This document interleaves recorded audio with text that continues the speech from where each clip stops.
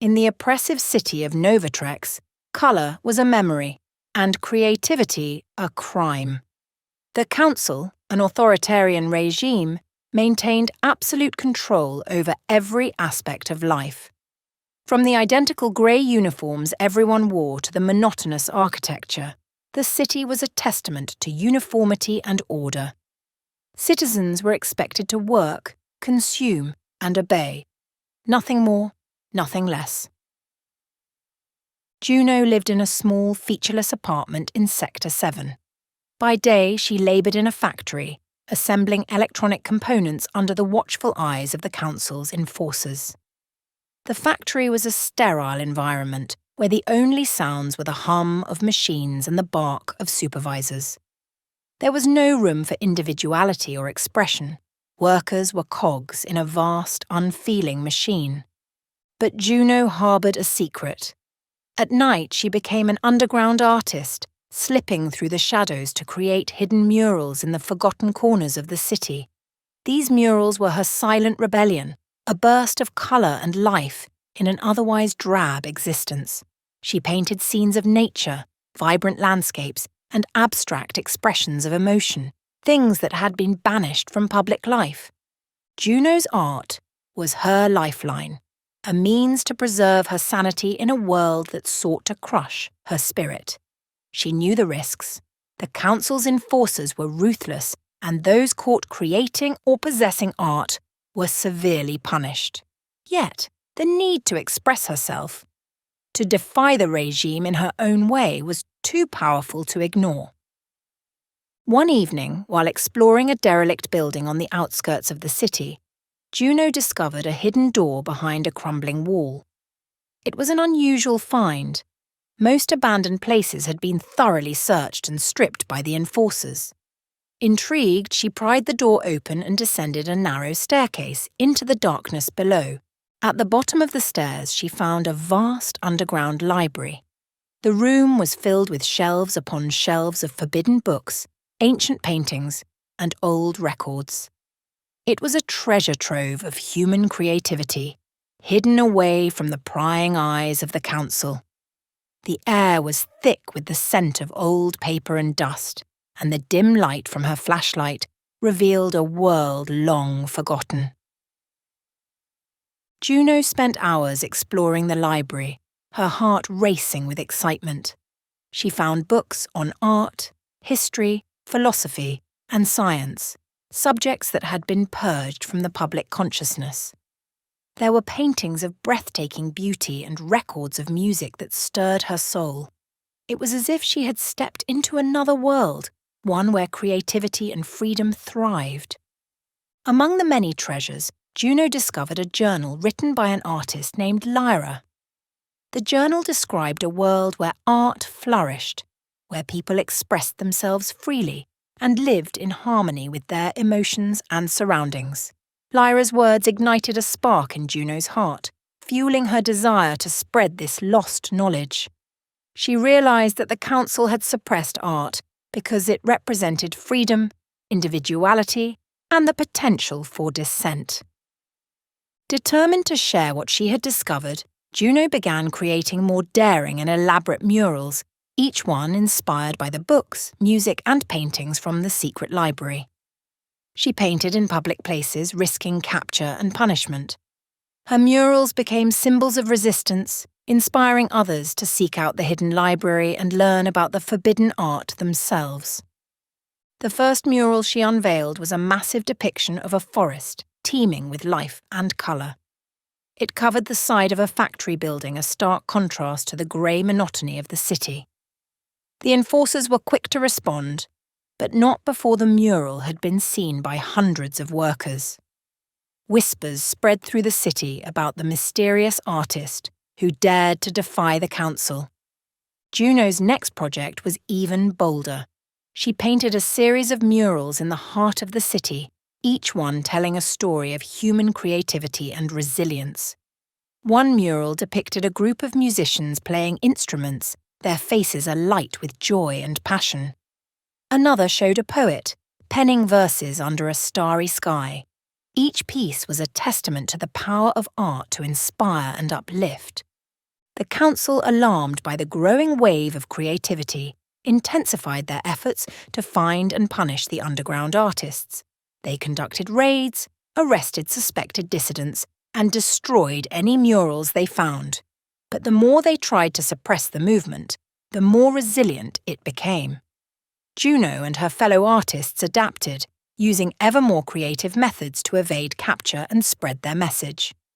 As Juno's murals gained notoriety, she began to connect with other like-minded individuals. There was Marcus, a former musician who had been forced to abandon his craft when the council banned all forms of music. He now operated a secret radio station, broadcasting forbidden songs and messages of hope to the city's disillusioned citizens. There was also Lila, a poet who distributed her verses through an underground network of trusted friends and allies. Together, they formed a network of resistance, each member contributing their unique talents to the cause. They met in secret, sharing knowledge from the hidden library and planning their next moves. Juno's apartment became a hub of activity, filled with hushed conversations and the flickering light of creativity in the dark. One night, Marcus brought news of a major opportunity. The council was planning a grand ceremony in the city's central square, a display of their power and control. It was the perfect chance for a bold act of defiance. The group devised a plan to unveil a massive mural during the ceremony, a symbol of resistance that would be seen by the entire city. The day of the ceremony arrived, and the central square was filled with citizens, all wearing their identical grey uniforms. The council's leaders stood on a grand stage, delivering speeches about order and security. Juno, Marcus, Lila, and their allies moved through the crowd, their hearts pounding with anticipation. At the appointed time, Juno slipped away and made her way to the side of a towering building that overlooked the square. She had spent the past week preparing a massive canvas hidden behind a tarp. With a deep breath, she pulled the tarp away, revealing a breathtaking mural of a sunrise over a lush, vibrant landscape. The colours were dazzling, a stark contrast to the grey world of Novatrex. Gasps and murmurs spread through the crowd as the mural was unveiled. The enforcers moved to arrest Juno, but Marcus's broadcast had called attention to the act, drawing people's eyes and hearts to the mural before them. Inspired by the mural and the broadcast, the crowd began to chant, their voices rising in a powerful crescendo of defiance. The council's leaders tried to regain control, but it was too late. The spark of rebellion had been lit, and the people of Novatrex were no longer willing to live in fear.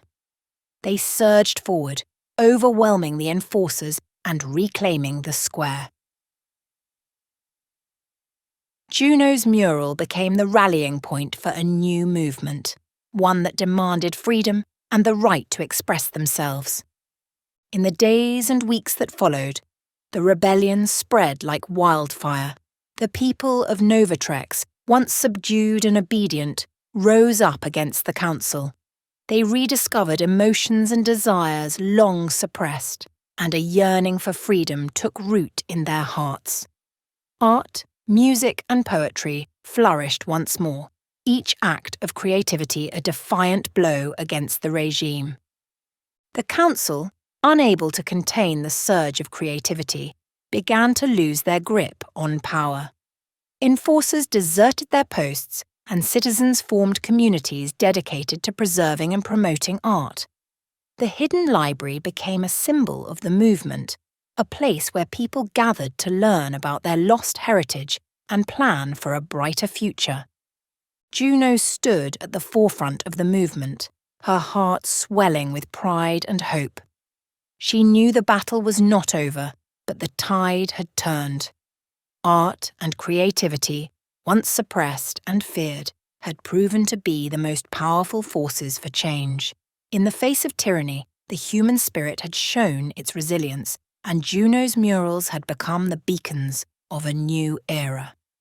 In this new world, Juno continued to create, her work no longer hidden but celebrated.